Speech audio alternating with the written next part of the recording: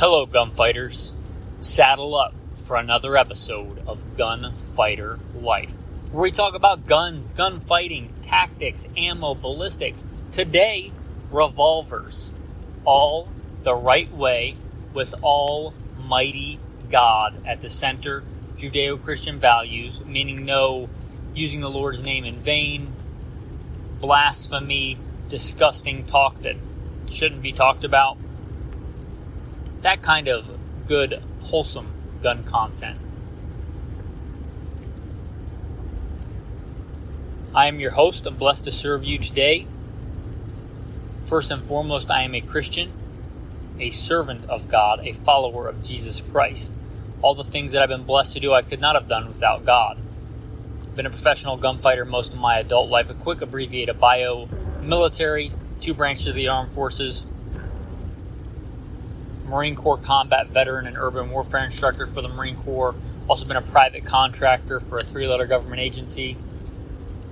I don't like to specify. Law enforcement, LAPD, regular assignments, more specialized assignments. State rifle and pistol champion a few times over. Professional big game hunter and guide, and a lot more than that in the bio, but that'll do for now. And all by the grace of God, because He allowed me to do those things and got me through those things alive and breathing.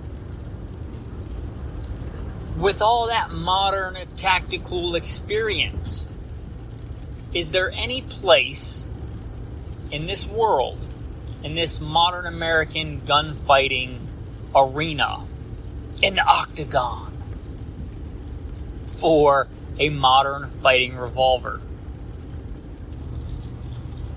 And I guess I'll have to lay out what that is, but revolvers in general, and this is no surprise if you've listened for any length of time, you'll know that I'm a fan of modern defensive revolver for concealed carry. It's not my general go-to. My general go-to is a full-size fighting handgun. Carry one so much, I think it might be time to replace the barrel in the one I've got on my hip right now. But I'm a big fan of carrying a full-size fighting handgun.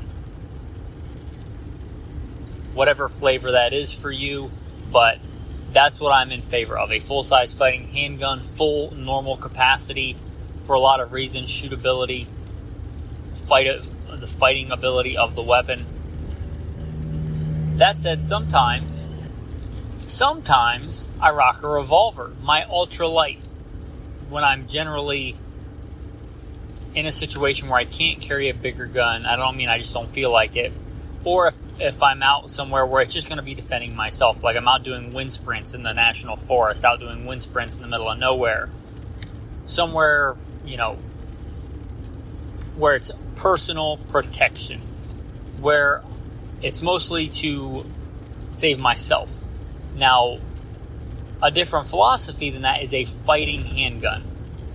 Fighting to save somebody else's life. In many, and not always, but in many of the scenarios where you're going to be fighting for your life, a short range, couple of rounds it is going to cover not all, but a lot of those scenarios. In today's modern world, where you might have to stop an active shooter, and I was the commander of a tactical team to stop active shooters in a large metropolitan area, I know a bit about that. But active shooters are a real thing, plus threats to other people's lives, right? You shall love your neighbor as yourself. Christian values. You shall love your neighbor as yourself. If you're willing to defend your own life, shouldn't you be willing to defend your neighbor's life? I would submit yes. And if you're in any kind of situation, you're in a people hive, you're around people, and somebody asked me what that meant, like in an urban area, people hive. I'd say a good metric for that is there a stoplight in your life? Do you deal with a stoplight on a daily basis? I'd say you're in an urban area. And that's most of today's modern world, modern culture, modern society. I try and stay away from that. If you don't know, I live up in northern Idaho, the Canadian border, Montana border kind of area. That little chimney up there. When I can. But I recently had to do a trip across country. I'm driving across country right now. Because love your neighbor as yourself, and there was somebody that God put in their lives that needed help. And their kids needed help. Anyway, if you're going to be in a situation where it's even semi-likely that you're going to have to defend somebody else's life, against an active shooter, against active violence. Somebody else's life is in danger. You might have longer shots, multiple adversaries, things like that. Your little hashtag #MeToo Ruger LCP in your pocket probably is not what you want. Probably a fighting handgun of some kind. Now, generally, you're talking about a fighting pistol. Both revolvers and semi-automatic pistols are both handguns. Normally, that, especially in the 20th century, 21st century, denotes a pistol. However, today we're going to explore the topic of a modern fighting revolver. Question mark. Is it even a thing? Should it be a thing, or should we just let sleeping dogs lie? Right, the revolver has been put out to pasture, or so many would believe. Should we just leave it there? Is this even a topic worth discussing? So this is going to be different than a personal protection revolver, which I would consider your classic J-frame. That's what I carry, 360 PD for my ultralight. Not my normal carry, but my ultralight carry. I believe, men, you should be carrying pants with a belt. Call me crazy. If you're a man, carry a knife, carry pants that take a belt, carry a belt loop, tuck your t-shirt in, carry a full-size fighting handgun. I mean, you're a man. Come on. That said, maybe you can. Maybe, and there are times when I don't, so not all the time. Like if I'm at the gym, I'm not wearing pants with belt loops usually. I will sometimes work out with pants if that's just what I have and I'm trying to get a quick workout in, but not always. So, when you're wearing something without a belt loop, when you're not wearing a belt, when you're exercising, when you're just getting up because a dog has to pee in the middle of the night, you throw on whatever, you're going for wind sprints and it's just not feasible to have a bigger gun, something like that. I generally carry a Smith & Wesson 360 PD. It's a 5-shot 357 Magnum. It weighs 11 point something ounces. It's crazy light. It's a fantastic gun. I've had that gun many years.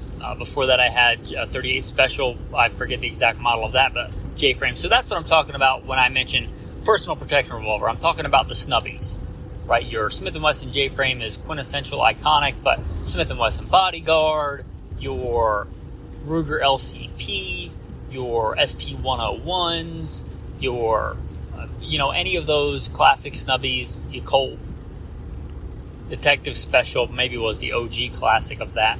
But you get the idea, that kind. Now let's talk about then what is a full-size, or what is a modern fighting revolver. And this is a concept that I'm just thinking through here with you guys. So, what I would consider, if I'm making up the rules, which this is kind of a thought experiment, so why not? What would I consider a modern fighting revolver? Well, I would consider it needs to have more firepower than your classic J-frames, which is probably your most common. And it needs to be more shootable than your classic J-frame. And I love a J-frame. I've carried one for years. But it's more of an expert's gun. I do not recommend that for a woman. I do not recommend that for a first gun for anybody. It's an easy gun to make go bang. But it's a hard gun to hit what you're shooting at with, which is kind of the point of shooting, right? So I consider it more of an expert's gun. So I would want a modern fighting revolver to be more shootable than that. And they can be very mechanically accurate guns, but you get what I'm saying. They can be very, very mechanically accurate, even a small snub nose, but more shootable, more shooter-friendly than that, which could entail a lot of things. Recoil management, sights, both the type of sights and the sight radius, things like that. And more power, more capacity. One or the other of those. So more than 5 shots of 38 Special 357. That's what I carry generally as my uber light, ultra light carry anyway. So more shootable and more capacity or more power than a classic 357 Magnum J-frame or similar LCP or something like that. So I'm going to say a medium to largest frame revolver. I'm going to say your classic is 38 Special 357 Magnum. 6 to 8 shots of .38 Special, .357 Magnum. 6 to 8.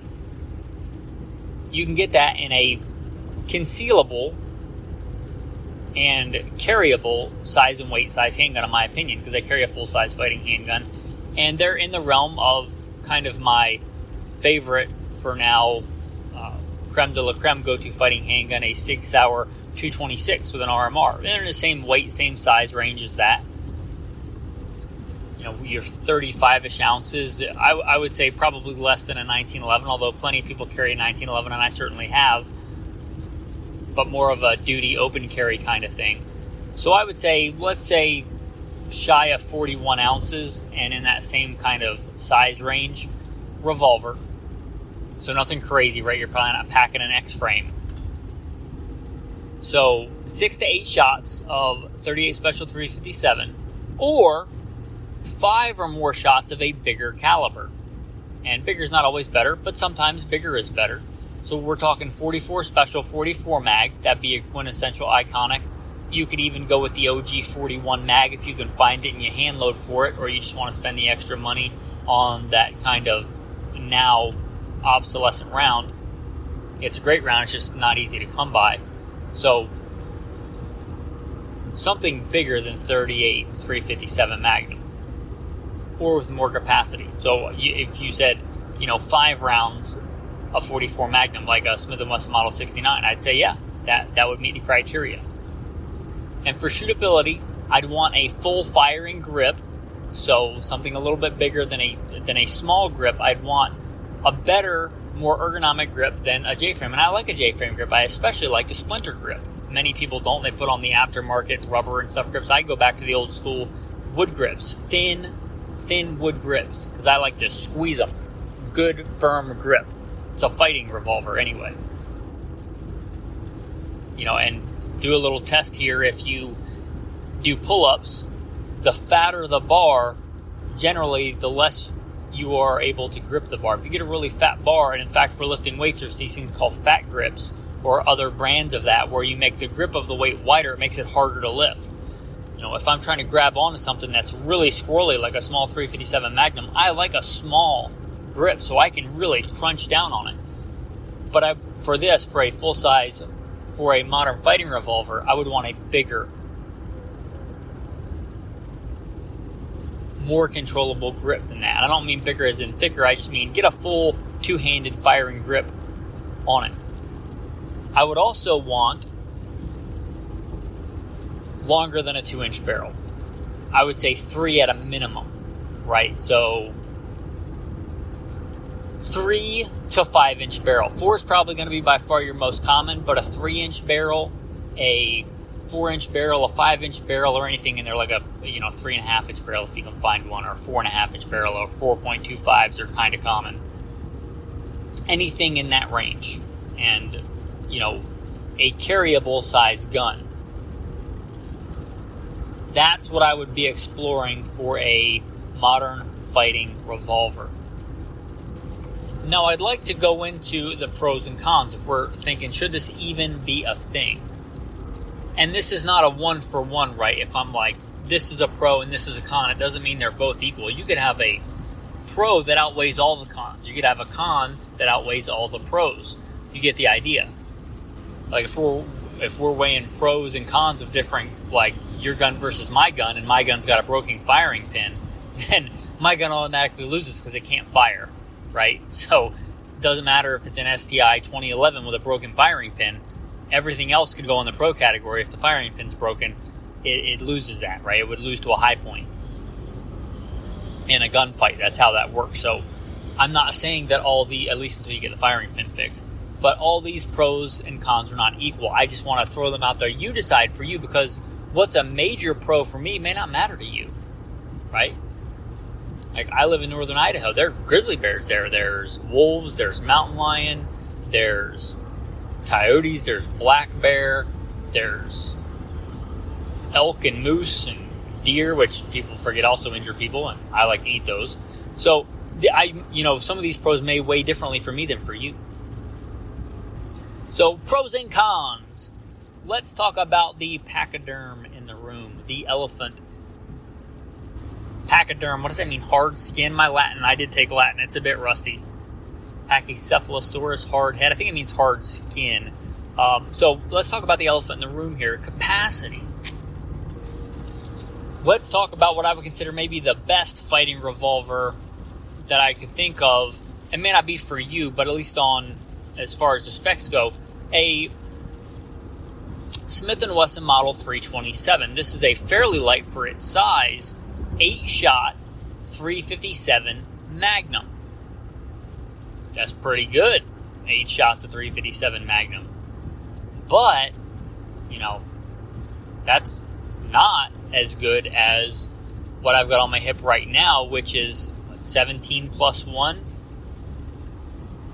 A 17-shot magazine and an 18, if you count one in the chamber, although I may be a round or two shy. And then a 21 rounder on my hip, right? So, if I put the 21 round in there, it wouldn't, I don't generally carry it like that, but I could.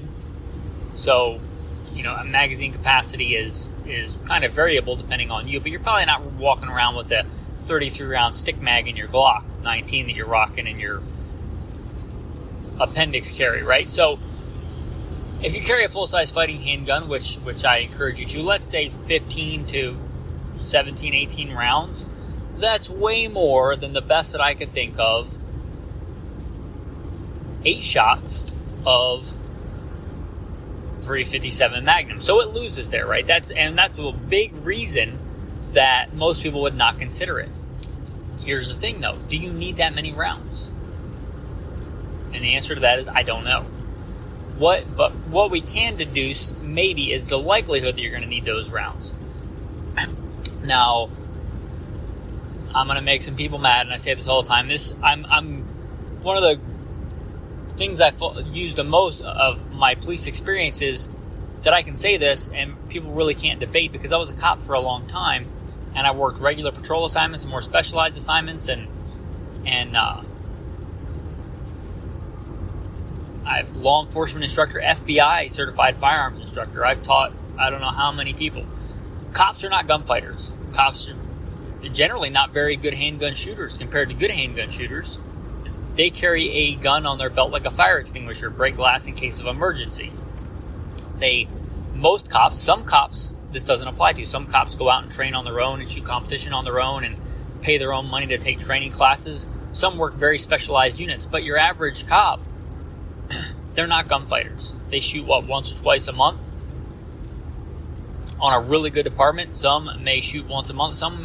What's probably more common is several times a year, 4 times a year, twice a year.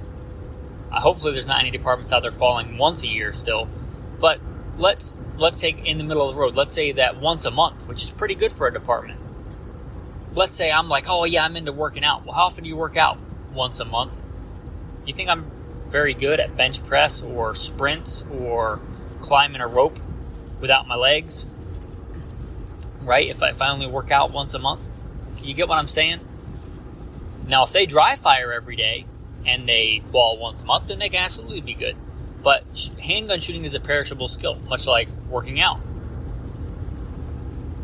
You get the idea. Most cops are not gunfighters. So, don't think that this really applies to you. However, they'll say, oh, well, this cop needed X amount of rounds. Look at the average, and this depends on the department and a lot of things, but look at the hit ratio for most police departments that keep track of those kind of things. How often do they hit versus miss? If you're decent at your craft, your pistol craft, you just throw out those numbers because they probably don't apply to you. If you're halfway competent and not even a great competition shooter, let's just say you show up to competition and you don't finish dead last every time, you shoot FBI qual and it's probably laughably easy for you. Just to give you an idea. So if you're good at your craft, you can throw out those numbers. It doesn't matter if a cop missed, it doesn't matter if a cop emptied, 3 15-round magazines if he only hit twice. What matters are those 2 that hits. I know we're talking about pistols, but what's the rifleman's creed say? Still, memorize some of that from when I was in the Marine Corps. It's the hits that count. Right? It doesn't matter how many rounds you fire. It's the hits that count. You fire 45 rounds and you hit twice. You didn't need 45 rounds. You needed maybe 2 or 3. You were just making noise with the other ones, at best, at worst, endangering other people. So, how often do you need? Like, if you're good at calling your shots, if you're good at waiting for the right shot, if you're shooting a capable round, how many shots do you need? Now, that depends, right? How many adversaries are there?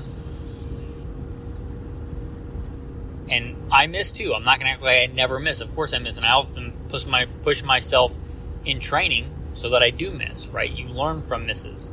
A miss that you learn from is a great thing. A miss that you learn nothing from is probably just making you worse. So there's nothing wrong with missing as long as you learn from it, as long as you're striving to be better. That's a try to miss in training so you hit in a gunfight. So let's look at, just pick, your classic's going to be 6 shots of 357, 38 special, 357 Magnum, 4-inch barrel. Let's say, if I could think of the most classic, a Colt Python, 4-inch, 6-shot, 357 Magnum. Is it going to be enough? I would say for one person, almost certainly yes. For 2 people, almost certainly yes. For 3 people, even 357 Magnum, you may take multiple shots. They may take multiple shots. So 3 people, you start getting into, maybe that's not enough. So 7 shots, better.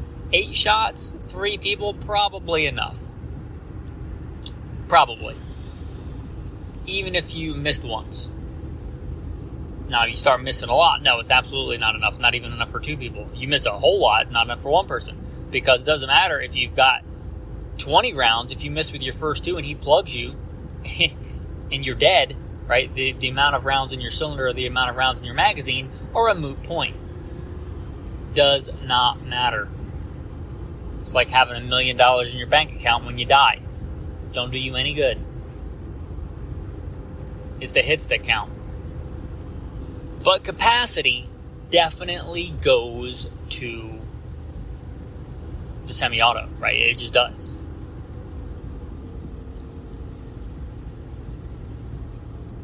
Is it enough for you?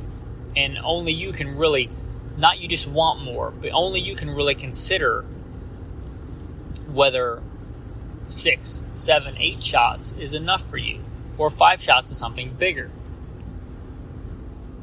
But capacity definitely goes to the semi-auto. Now, let's talk about, I was going to say power. Certainly power is going to go, unless you talk about something crazy, is going to go to the revolver. If you start saying, 10 millimeter, well, then I'll say 44 Magnum. And so, if you compare apples to apples, oranges to oranges, the revolver wins that. You could cherry pick and say, this 10 millimeter load is maybe arguably hotter than the 357 Magnum load, but then I'm just going to say 44 Mag, and there's no 10 millimeter keeping up with a 44 Magnum, like a properly loaded, even fairly pedestrian, middle of the road 44 Magnum. So power, if you compare like similar sizes, like 9 millimeter to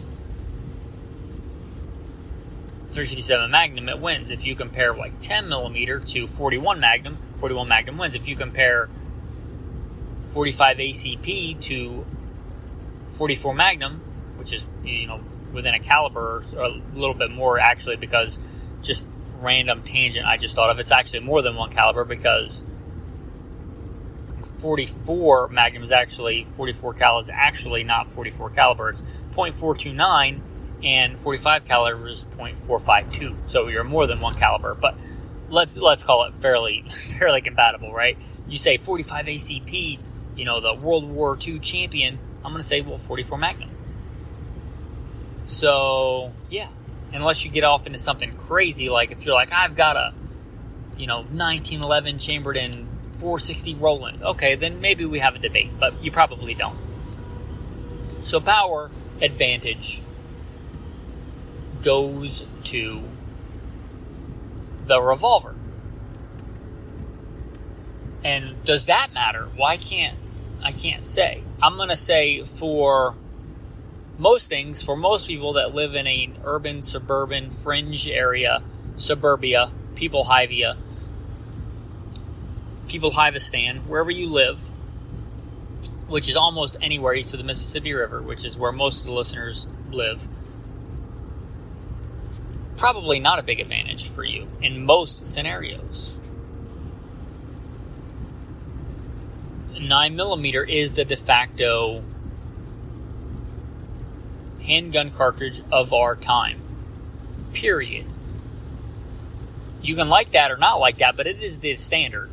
You could say there's better rounds, and you could cherry pick, and I might agree in some certain circumstances, but it is the defensive round of our time. And they've dumped a lot of R&D into that round and a lot of bullet technology. And if you use a full-size fighting handgun and decent, expanding, modern, what I would call the second or third gen defensive ammunition technology, it's the best balance, I think, for human targets. So most of the time, that doesn't matter. You may just want more power because you're like, I'm the guy that's going to be rocking a 357, but you probably don't need it. There are some situations where you might. Now, I spend a lot of time, I live off grid, northern Idaho. I spend a lot of time in the backcountry. You may as well. Now, even back east, there are black bears, and I know I grew up back east, and I killed my first black bear with a bow. I may have been 15, 16, 17, somewhere in there. Let's just say 16 when I killed my first bear with a bow, to give you some idea. I'm familiar, and I know that some bear back east get really big. In my opinion, they're usually not the problem bears. The problem bears are usually the young bears or the adolescent male bears haven't learned how to act, or they're a diseased bear, a sickly bear. I haven't heard of a lot of run-ins with dangerous, 400-pound boars. I'm talking boar bear. Just generally not a thing. So most of your bear aren't going to be that big. So you can act like you need something bigger, but as somebody who's done a lot of handgun hunting, been blessed to take more deer and stuff with a handgun than I can honestly remember, probably even don't need it then. But it's nice to have, like if you want a 357 Magnum. Now, I kind of buck the trend on this, and I'm not telling you to do what I do, but I'm saying that I've killed more deer with a handgun than anybody I know or know of. I'm sure there's people out there that have, and I'm blessed that God has given me the opportunity to do that. Killed a lot of deer with a handgun. I'm not saying that to brag. I'm saying that what I do, from what I know, is fairly unique, because I generally shoot deer with my carry gun when it's legal. Why? Because that's the gun that I have on me. It's my carry gun. Also, right, it's the gun that I'm best with. It's the gun that I train with. And that trumps, unless you go to the extreme, the amount of power that you need almost every time. I said almost. Also, I've killed a lot of deer even before I started handgun hunting, so I'm fairly familiar with their anatomy, and I'm blessed to be good at being a shot caller. Like, I call my shots. I can usually tell if it's going to be a good hit or not. And if it's not, then I don't pull the trigger. That said, I know from firsthand experience, 9mm, 40, 45 ACP will all kill deer. They will all drop a deer. That said,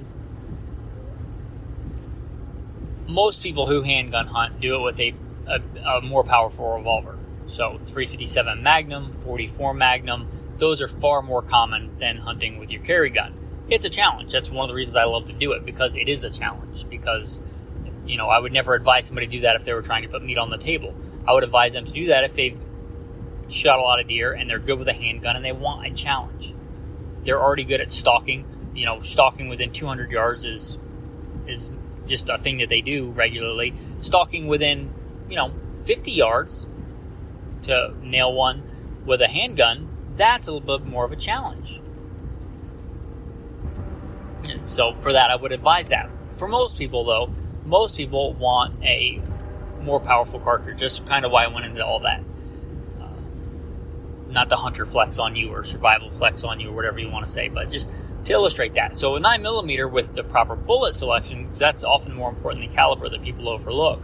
Because you could get a 9mm with proper bullet technology that I would take over a poor choice of 357 Magnum on a deer, like a really fast 110 grain bullet that's probably going to overexpand and underpenetrate. I would take a hard cast, flat fronted 9mm any day. Anyway, most people for that are going to want a Magnum revolver cartridge, either 357 or 44 Magnum. Even some other 41 Magnum, again, kind of forgotten, but a great choice for that. So, if you want to do that, that's a big advantage to the revolver if you want to take deer or bear or many other things with a handgun.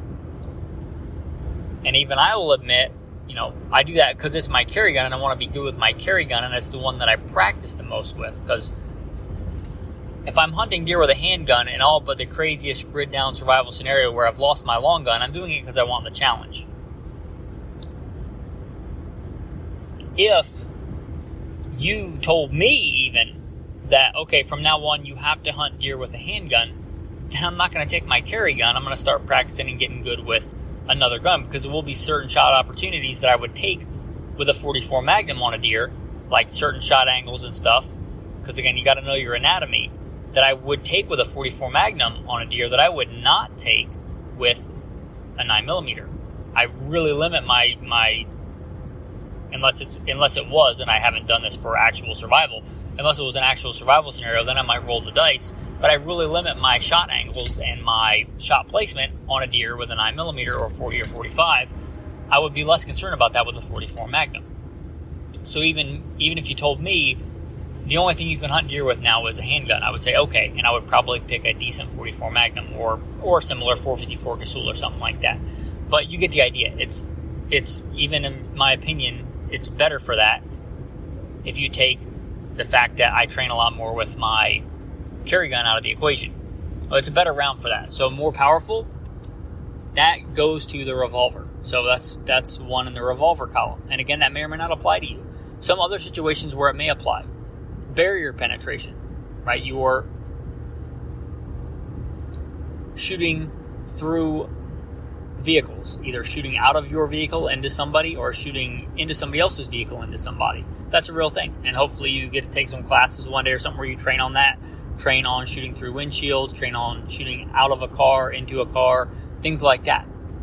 Now, there are some really good, they call them barrier blind. I don't know that anything really is barrier blind, but more barrier of ignoring, better at ignoring some of the factors of going through barriers. Because some of those barriers can be really hard on bullets, like sheet metal, windshield glass, which is a big reason a lot of those second, third gen, hollow point rounds do well.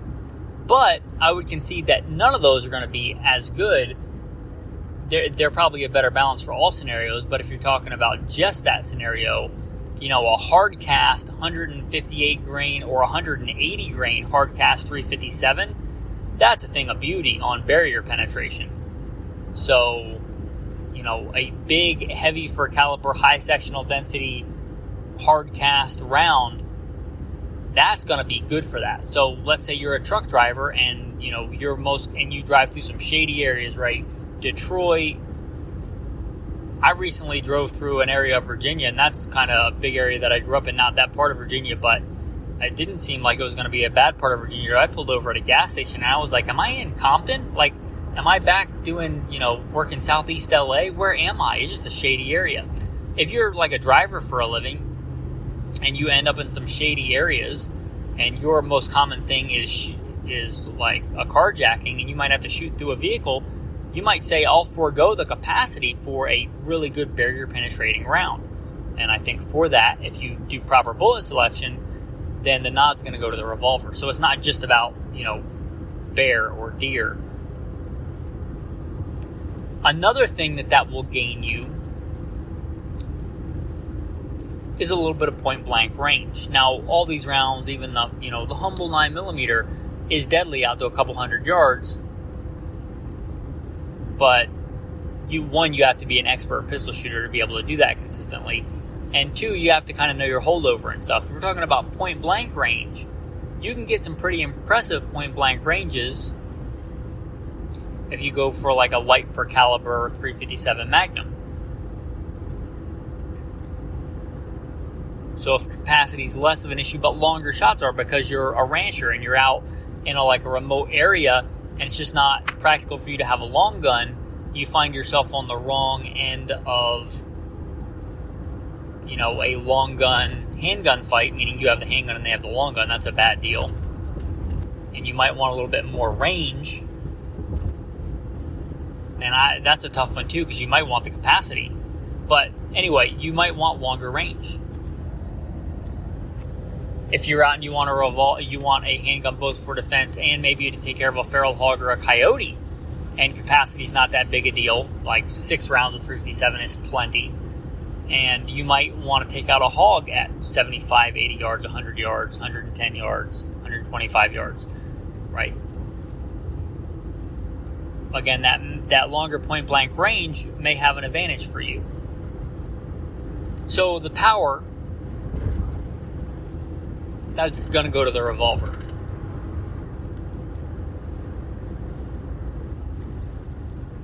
Now, let's talk about reloading. And I'm not going to give this an advantage one way or the other. If you talk about just pure speed of getting fresh ammo, the semi-auto wins. So you put that in the win for the semi-auto, but that's not the only category. The magazine itself is a common cause of malfunctions, so you eliminate that if you consider that in the reloading category for the revolver. Now, there's this BS about revolvers don't malfunction. Revolvers absolutely malfunction. When they malfunction, it's often catastrophic. And if you've ever seen a locked up cylinder in a revolver, well, now you have a club. So hopefully the guy's close enough you can beat him to death as a melee weapon, because you're not getting that revolver back into action. Revolvers absolutely do malfunction, and it's often catastrophic. So that's not a real thing. Revolvers absolutely do malfunction. They absolutely do break. But one of the common causes of a malfunction is the magazine. And revolver cylinders are generally made to a higher standard, and there's less moving parts, so they're less likely to go wrong than a magazine. So that's a thing.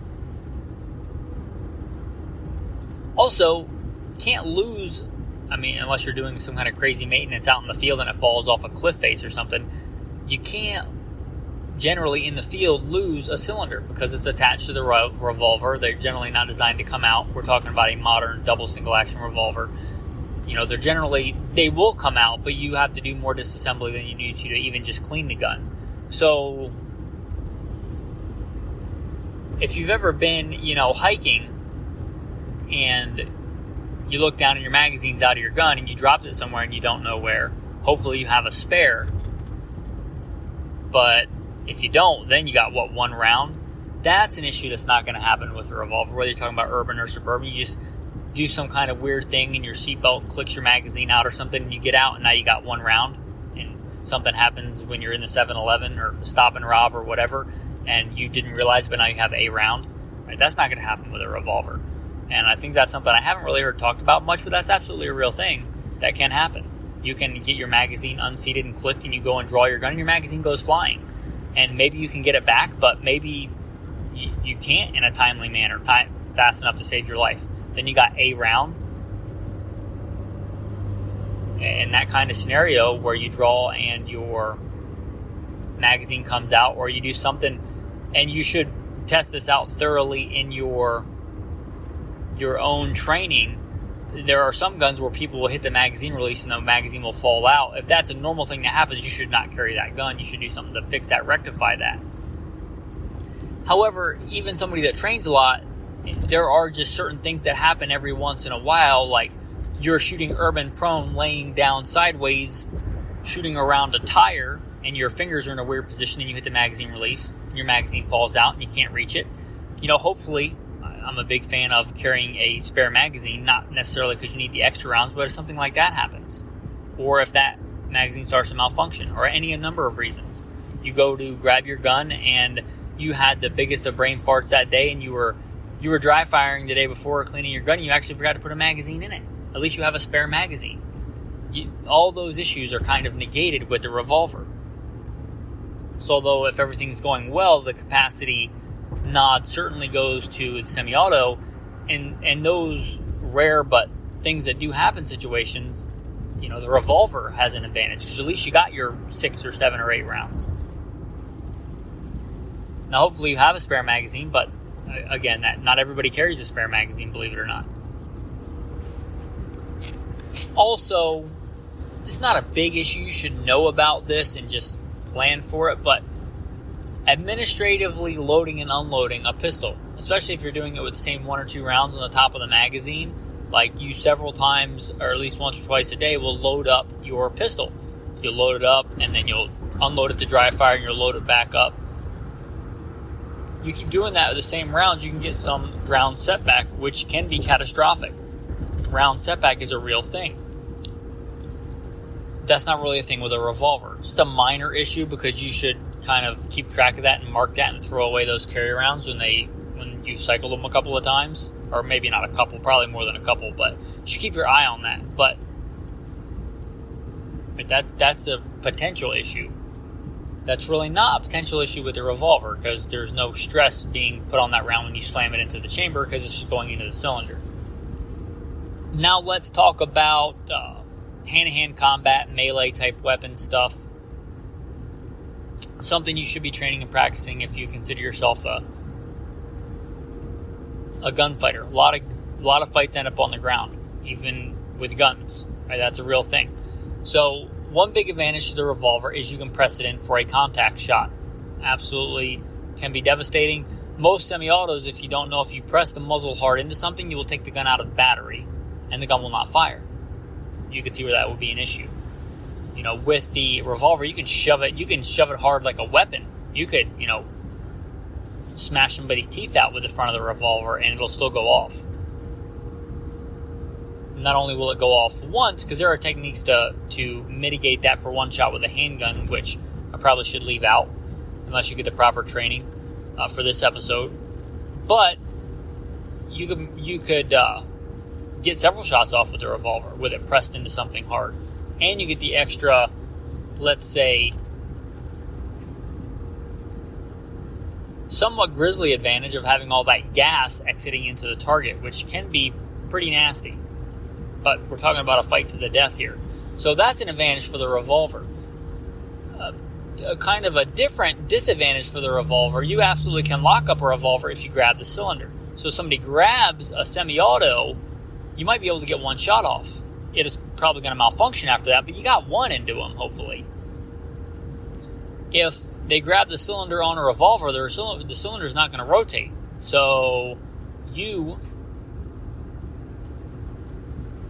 may not get any shots off if they grab the cylinder and they know what they're doing and they grab that cylinder and don't let you shoot, which is what I would try to do if I got the opportunity to, right before I broke their fingers and took the gun away from them and killed them. If they were trying to kill me, that is. But that's a potential issue for the revolver. So just some things to be aware of there. But for in-close, hand-to-hand stuff, the revolver does have that big advantage of being able to make contact shots. Also, and there are some exceptions, there are some polymer-framed revolvers and stuff, but in general, revolvers can make a pretty decent melee weapon. Whereas you can still hit somebody with a plastic Fantastic, the Glock or whatever, but they don't have the same effect as a big hunk of stainless steel. So you might consider that as well. You may also consider that when you're choosing grips. A lot of people want these big wraparound rubber grips.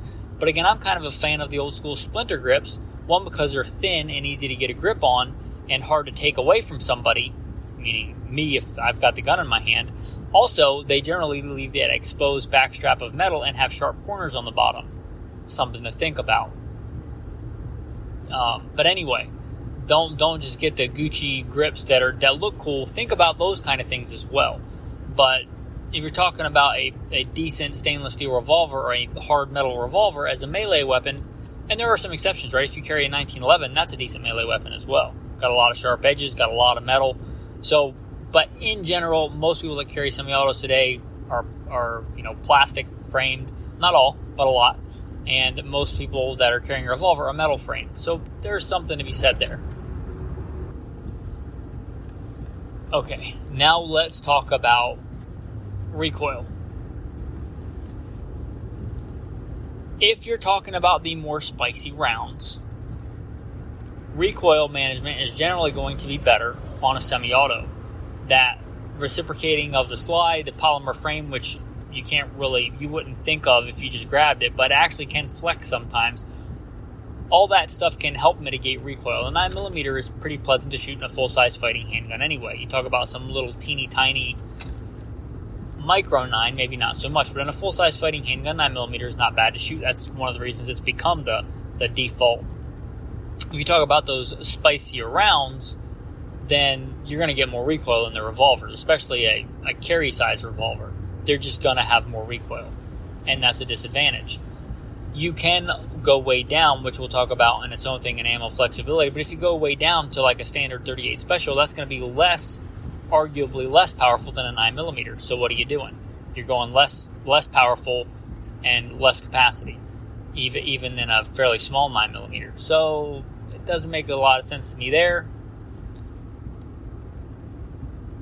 Recoil control, I'm generally going to go with the semi-auto, the amount of recoil, things like that. And again, that may or may not make a difference to you, but I would definitely put that in the advantage of the semi-auto. Now, here's a big advantage. I said not all these were equal. This will go right up there with capacity as far as I'm not saying one's bigger than the other, but it's definitely bigger than a lot of the minutia stuff we talked about. And that's ammo flexibility.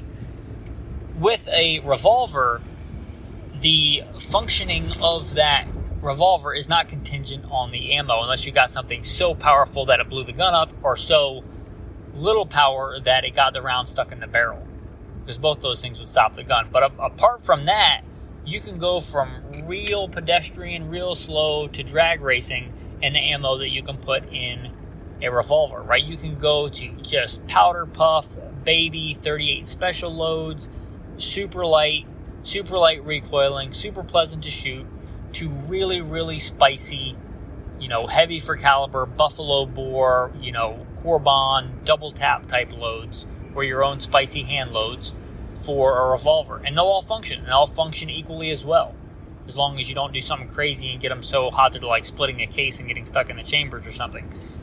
So, but you get a lot more ammo flexibility. And many times that's not going to matter, because if you're talking about a straight-up defensive encounter, you're going to go with whatever your go-to defensive load is. You talk 147 grain, Ranger T for your 9mm. I'm just picking random. That's my go-to carry load. But or you're going to have like your 125 grain Spear Gold Dot, 357 Magnum load for your defensive thing. But there are other outliers. This is the subtitle of Gunfighter Life, is survival guns. Talking about hunting, there are some specialty loads you can load up or make or get for a revolver. You can go way, way down. What if you're shooting something smaller? We're talking about a survival scenario. You got to be good with a handgun anyway, or for food, to actually eat the thing, right? If you shoot it and blow it apart and there's not much left, it kind of defeats the purpose, and you're down a round of ammo. But you could go with some very mild loads and do some smaller game hunting, or you can go super hot and get some large game hunting. And the most flexible, I think, of these is going to be your 38 Special 357. You can go from really, really mild 38 Special to really, really spicy 357 Magnum in the same gun. And they're probably not going to shoot same point of aim, point of impact, but if you know what you're doing and you know how to account for that, you get a lot of flexibility in that one handgun. You can't get that amount of flexibility in a semi-auto 9mm or any other semi-auto handgun without doing some crazy stuff to it, like changing parts out, which you're not going to do on the fly, because you need a certain amount of power to reliably cycle that slide. Too much slide velocity and you get into problems. Too little slide velocity and you get into problems with malfunctions. So you might be able to go from like 115, there are some outliers, but generally 115 grain to 147 grain, slightly, less velocity on the heavier bullets or slightly more velocity on the lighter bullets, depending on what you actually like. but they're pretty close, right? You need a certain amount of power to reliably cycle that gun. And you got to stay in those parameters if you want the gun to function properly. You don't have those parameters with a revolver. So ammo flexibility, absolutely, you have some thing there. In fact, a lot of common revolvers will fire different calibers. 44 Magnum will fire 44 Special. 357 Magnum will fire 38 Special. And there are some other 38 caliber loads that are not real common that it'll fire. But you get the idea. Also, and we're going deep down the rabbit hole of survival. For day-to-day, this isn't going to matter. But if you're talking about straight survival, you can make your own loads anyway, but most of these common revolver cartridges, they have enough powder capacity that you can make decent loads with black powder. And if you know what you're doing, you can make your own primers and you can make your own black powder, unless you're some kind of crazy chemist. I've never seen Breaking Bad, but I'm familiar with the premise. I've heard about it, like he's a good chemist and makes drugs. Like, unless you're like a crazy good chemist and have access to a bunch of crazy material, you're not making your own nitrocellulose gunpowder, right? You need giant kind of infrastructure to make modern black powder. But with a few simple ingredients, some urine, and some time, you can make black powder. And not only can you make a decent defensive load in a 38 Special or a 357 Magnum or a 44 Special, 44 Magnum, or any of the others. But again, going back to the firearm itself not being contingent on the round to cycle it, you could shoot several rounds. You might be able to load a round. I'm certain you certainly could load a 9mm with black powder, but it wasn't designed for that. It came out after that era. There's not a lot of capacity in there, and you're probably not going to make the weapon function properly. The revolver, even a modern revolver, will function with the black powder loads until it gets, and it's going to get a lot more. So you can cast your own lead bullets, you can make your own black powder. If you know what you're doing, you can make your own and reuse primers with some pretty simple ingredients. So if you talk about deep down the peanut butter and chocolate hitting the fan scenario, like a long ways in the future, that's a big advantage to the revolver. You can make your own ammo pretty much indefinitely because you're going to reuse the brass, and especially with black powder loads, you're not probably loading them super hot, so they're going to last a while. So that's, talking about ammo flexibility, that's its own kind of to the next level, like just making your own ammo long term. Now, continuing on that ammo flexibility train, choo-choo, that's actually it's actually what I do for my dog when it's time to train. That's like my signal to him. I'm like, hey, you want to train? Choo-choo. Kind of funny that he knows it's training time, and he's right beside me, and that kind of made him perk up from his nap. But continuing on that ammo flexibility train, shot shells. There are shot shells for handguns. There are shot shells for semi-auto cartridges like 9mm. However, they're generally not conducive to cycling that weapon properly. So you're talking about probably a one-shot proposition. Whereas with the revolver, again, you should be able to shoot as many as you want, and the cylinder is not going to hinder the function of the weapon. And these aren't anywhere near as good as a shot shell. They're not even as good as like the very vanilla, cheapest 7.5 shot 410 load. They're not turning your handgun into the effectiveness of even a 410 shotgun. But they do give you some flexibility. You look at historically, one of the big killers of humanity is not gunfights, it's disease. And one of the major spreaders of disease are unclean animals like rodents. And you talk about some kind of disaster scenario or even common scenario in a barn or something where you don't want to destroy the barn and you have a rat or several rats or prairie dogs which carry the bubonic plague close in, things like that. Rodents. You get some utility there. And another big one is snakes. If you're routinely in areas with copperheads, water moccasins, all manner of rattlesnakes, from eastern rattlesnakes to western, diamondback rattlesnakes. And not just a snake you think is venomous and you want to kill it, but like an actual venomous snake can be dangerous. And if it's in your yard or something like that, you may want to get rid of it. Or if it's a survival scenario or something, you flip over a John boat, nope, there's a venomous snake. So there is some utility there. If you're kicking around somewhere, Texas comes to mind, and you may run into some illegal aliens that are doing something nefarious, and you catch them and they decide they don't want to let you live to tell about it. Or you run into a couple of hogs you want to take care of. Or you run into a rattlesnake and you want a gun that can kind of handle those contingencies. A revolver, again, that ammo flexibility, that's a thing. Again, not generally going to be your go-to. We're talking about a modern fighting revolver. But, I would consider it a gunfight if you have to kill a venomous snake that might kill you. So, not a common scenario, but it is a scenario that, can happen. I've had a few sketchy scenarios with venomous snakes. I am very happy to still be alive because a lot of those were deep in the back country where I like to spend my time, and who knows if I would have made it out. But absolutely is a thing. And what you could do I wouldn't do this all the time, especially if you're spending most of your time in suburbia, but what you could do with a revolver, if you know which way your cylinder spins, generally Smith & Wesson's counterclockwise, Colt's clockwise, but you could load a round or two, and I wouldn't have it as my go-to load, but you could have it so that if you did want to use it, you could just spin your cylinder once or twice a certain way, and now you're on the shot shells. So you've got it for your defensive load, but maybe you have one round of snake shot and you come across a copperhead on a wood pile or something, and there you go. You're ready to rock and roll. You take a step back, you chamber the correct round, and you take care of that snake. Just a little bit of flexibility there. A lot of flexibility. And again, most of the time that's not going to play in, but sometimes it might, and you might want that flexibility. Now, a big one, a lot of semi-autos, and in fact, my two go-to carry guns, full-size carry guns, they are equipped with a red dot.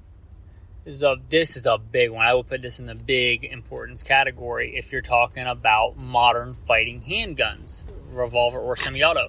And sadly, the only revolvers I know that come ready to go to mount a red dot are Taurus. Now, we could sit here and debate whether or not you should trust your life to a Taurus handgun, but the fact there's only one, and that may or may not be what you're looking for, manufacturer, and only a few models that are made to take red dot. And by red dot, I mean that colloquially, like that's just what people call it, like Jell-O. Most people don't say gelatin dessert, artificial fruit flavored wiggly stuff. Right? They say Jell-O. When I say red dot, actually my two ones of my go-to carry guns are green triangles. But you get what I'm saying. That kind of modern optic. And I'm not talking about like mounting a scope for hunting on a handgun. I'm talking about a modern fighting red dot. This is not a lot of innovation going into the revolvers because I think a lot of people pass them by. That's why I said, should we just kind of let sleeping dogs lie? But maybe that'll change. There are some adapters and some mounts, which I think you have to take, like for a Smith & Wesson end frame, you have to take the rear sight out, which is kind of sucks because I like having backup iron sights. That is a giant deal to me. I like to have the optic, but also have backup irons that I can use if something happens to the optic.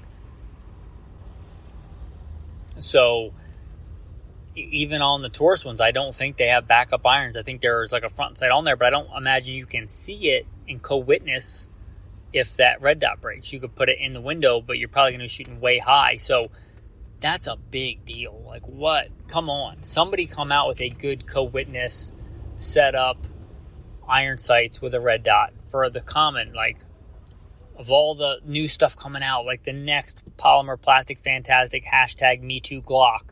That's just like a Glock, except it's got a slightly better this or a slightly better that. How about, Colt Python coming out with an optics ready version? How about, a Smith & Wesson M frame, a 327 with a good optics mounting system that maybe you can just run traditional irons, or you can mount that on there or something. It shouldn't be that hard. I've even thought about this. I don't have the wherewithal or the infrastructure to do this and patent it or whatever, but if you wanted to, it seems to me that there's usually a fairly decent sized gap, because there has to be a gap on the bottom for the little thing to spin the cylinder. I think it's a crane. But there's a little gap usually between the frame and the cylinder on a Revolver. You could get a hard piece of spring steel that's fairly thin up there, and then have something that mounts over the frame like a U shape and clamps on and stays in place, and just have your optics mounting on that. And that way you could take it on or off, and you could get some suppressor height sights, and it would stay right there on the top of the gun. And it seems like that would be a pretty easy fix. Why does nobody make that product, right? You can just mount an RMR right to it. And if you decide you want to run irons, you just take it off, or you have a QD mount or something on there. But just a flat piece of strong spring steel on the bottom, and then like a piece of aluminum or hardened steel on the top. That's a plate that goes between that cylinder gap. Why is that not a thing, right? That seems like that should be a thing. If that does become a thing, then this is negated. But as far as I know right now, Taurus is the only one that comes with a red dot on a Revolver. And even then, I don't think you can co-witness. So if something happens with the red dot, you're probably not doing too hot. That's a major thing. Now, if you're just an irons guy, and I love irons, I love shooting irons, I even love irons on a rifle, but a good modern optical sight is a force multiplier, and I'll take all the help I can get in a gunfight. So, unless you're just going to be running irons anyway, for whatever reason, that's a big disadvantage. And not that you couldn't run a red dot on a handgun, it's just that most of them aren't set up for it. So there's really not a lot of aftermarket support for that. So until there is, that's a major issue. Anyway, I was planning on doing the first part of this episode, and the second part was going to be what I would consider some really good modern fighting revolvers on the market today. Like some of the best modern fighting revolvers that fit the kind of the criteria I laid out in the beginning. But this episode's already really, really long. Who knew there was so much into modern fighting revolver? Pros and cons wise, what you should consider, things to consider. Maybe I even left some out. But this episode's already long. If you like an episode from me talking about what I consider some of the best modern fighting revolvers, if you're even interested in it, if it's even a thing you think should be pursued, let me know. You can reach out to me. If you're on Spotify, there's a thing on there, Ask Me a Question. You could just ask me to do the episode. You can reach out to me that way. Obviously, if you're a patron, you know how to get a hold of me. Also, if you like this content, you appreciated it, you shall not muzzle the ox while it treads out the grain, right? Whatever you do for a living, I assume people compensate you for your time, and hopefully you consider your time worth something. If you consider my time worth something, if you like this content, if you appreciate it, I don't take sponsors on purpose. I've turned down sponsors. I'm not going to be a corporate shill and say, buy this handgun. You need to spend your money on this next thing, or I'm sponsored by this camo pattern. Watch me subliminally message to you that you got to have this camo pattern to shoot a deer, or whatever it is, right? I don't do that here. You want to support the show, step up like a man and consider becoming a patron. Patrons also get a lot of cool insider-only content. Episodes that you're just never going to get unless you're some kind of crazy good hacker and that's just what you want to do with your time is get Patreon episodes, or you actually step up and become a patron. You're just not going to get that content.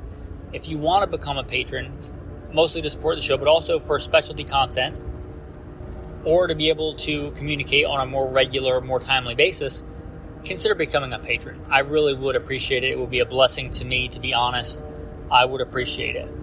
With that, I appreciate you guys, appreciate you listening. And thanks to everybody who is a patron. I really appreciate everything that you guys do. First and foremost, God. Without him, I couldn't do anything. I couldn't draw breath. I certainly couldn't speak into a podcast. So thank God, and thank you, patrons, for all that you do to support the show. With that, we'll roll into the tactical tip of the day and then the tactical verse of the day. Now, I touched on hunting and handgun hunting, and this has nothing to do with the handgun. This has to do with stalking. Stalking close, right? If you can walk up on a deer and it's still sleeping, you can get close enough that you can jump on it. As long as you're a competent handgun shooter and decent with shot placement, the fact that you have a 9mm or a 300 Win Mag is academic. Stalking that close to a deer is very hard. Even for me, somebody who's done it professionally, somebody who's hunted deer my whole life. I likely fail at that far more than I'm successful at it. But if you can get and stalk that close to a deer, That's a great thing. It's a great feeling when you get up on a deer and it's still sleeping. Like you're watching it sleep. That's a fantastic thing. Part of that is being quiet. Now, some boots are louder than others. Vibram soles are kind of the standard. They're known for a lot of good things. You even see them on a lot of hunting boots. They're fine for a tactical boot. They're fine for a hiking boot. But if you want quiet, you don't want that hard boot. Something you can do is take a piece of felt and some shock cord or something and make a bottom when you get into, you don't want these on there all the time because it's hard to cover rocky and uneven ground, but you get into like a deer bedding area and you can slip on some felt on the bottom of your boot, make it real quiet. Another thing you can do is take off your shoes and walk in your socks. Hopefully, if you're out hiking, you have spare socks because those are probably going to get dirty and nasty. But if you shoot a deer and it costs you a pair of socks, whatever. Another thing you can also do, and that I do, keep in your pack, is the neoprene diving booties. These are good for a lot of things. They're good for if you are fording a creek, and your boots, you just know that your boots aren't high enough. You're going to get wet. Take your boots off first, throw them around your neck or in your pack or something, and put on the booties and wade across the stream. Hopefully you don't eat it going across. They're good for that. They're also good for just sleeping at night. They double as like slippers if you're, getting in and out of your bag. You don't want your nasty boots in and out of there. You wear these neoprene booties. And as you might imagine from the tactical tip, they're also really good for stalking. They give your foot some protection from like sharp rocks and things like that, but they're real quiet. And you can feel stuff under your feet. So those neoprene kind of diving booties, you'll see them sometimes for divers. You'll see them sometimes like in the fly fishing and stuff section for wading in creeks and stuff like that. But those neoprene booties, those can be really good for a lot of things and for stalking. So they're kind of, I don't really use the felt on the bottom of my boots anymore. Those are generally my go-to because they're more multifunctional when I'm out in the backcountry. But those neoprene type booties are good for a lot of things. So tactical tip of the day there. Your tactical verse of the day. Be fruitful and multiply, fill the earth and subdue it. Have dominion. That's your verse of the day. Have dominion. You are called to be, in dominion. God created everything. Don't worship the creation. I love nature. I love being out in nature. I love getting away from right angles and straight lines and just being out in nature. I love that kind of natural environment. I do. But I don't worship it. I worship God. God made that. And He made me. He made me different than all other creation because He made me in His very own image.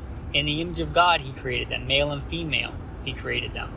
And He made me to have dominion, to be a steward of that. God made man and put him in a garden. Not a city, put him in a garden. And He put him there to tend and keep it. Right? Think about that. That should have a major impact on kind of how you live your life, especially how you live your life outdoors, which hopefully you spend a big chunk of your time outdoors. Anyway, with that, thanks for listening and have a blessed day.